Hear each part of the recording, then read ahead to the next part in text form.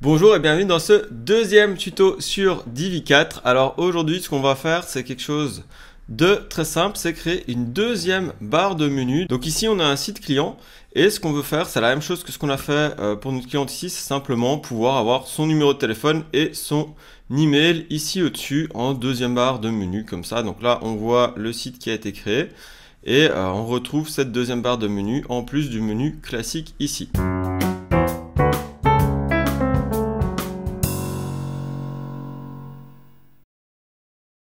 Donc pour faire ceci, on va réutiliser un des sites qu'on a créé ensemble pour les tutos Divi. Donc vous pouvez retrouver le lien où on apprend à créer ce site en entier ici en dessous de la vidéo.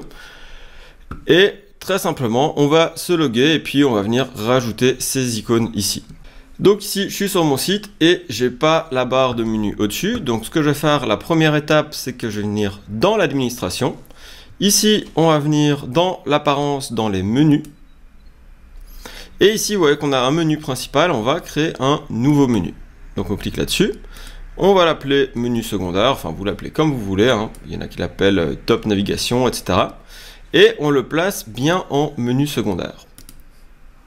Alors vous allez voir que maintenant, ça va rien changer pour le moment, c'est qu'on l'a bien créé, on l'a bien assigné à un emplacement. Mais si je reviens sur mon site, je ne l'ai pas. Donc ce que je dois faire maintenant, c'est aller dans le personnaliseur de thème ici.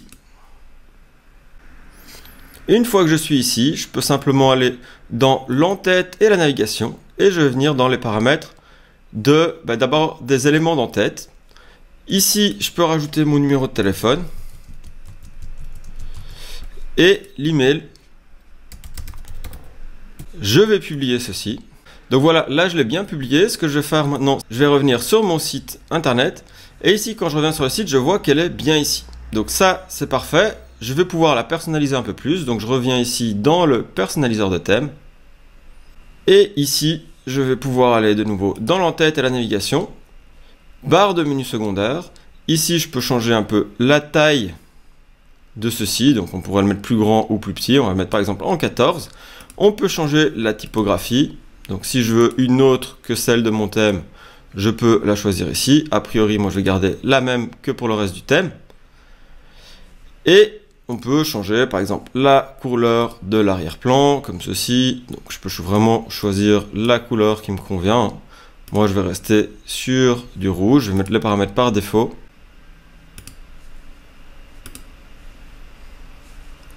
Je pourrais éventuellement changer la couleur du texte. Donc là, même chose, hein, c'est à vous de choisir quelque chose qui conviendrait.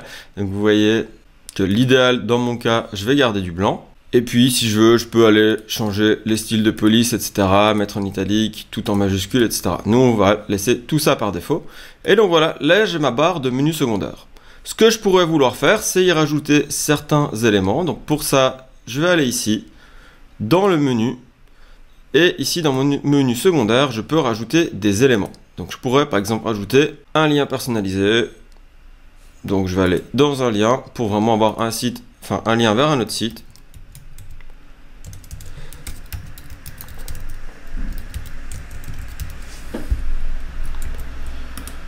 Je vais mettre par exemple voir le site.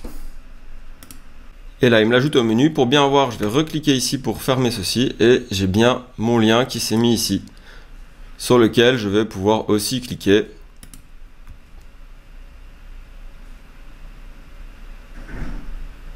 Et voilà le travail. J'ai bien le résultat recherché. J'ai ma deuxième barre. Et j'ai quelque chose d'assez similaire avec le site de mon client. Donc vous voyez là, on a bien personnalisé les couleurs avec les couleurs du site et on a nos liens qui nous permettent d'être contactés facilement partout où qu'on soit sur le site. Donc d'ailleurs, si ça vous intéresse, on peut créer votre site pour vous, hein, et l'agence Web Marketing Tuto, on est plusieurs à travailler là-dessus, notamment avec Fanet, et on crée des sites pour vous. Donc soit il y a une formation qui va tout vous apprendre sur Divi qui est disponible ici en lien dans la vidéo pour vraiment avoir la formation Divi Pro, vous allez apprendre à maîtriser Divi comme un pro. Mais si vous voulez pas passer de temps à faire vous-même votre site, c'est quelque chose qu'on peut faire pour vous sur le lien de l'agence. Donc vous tapez sur internet agence Web Marketing Tuto ou le lien dans la vidéo pour qu'on crée votre site. Voilà, c'est tout pour ce petit tuto. On se retrouve dans le prochain tuto et je vous dis à très bientôt sur Web Marketing Tuto pour en apprendre plus sur la création de sites avec Divi. Ciao, bonne journée, c'était Julien.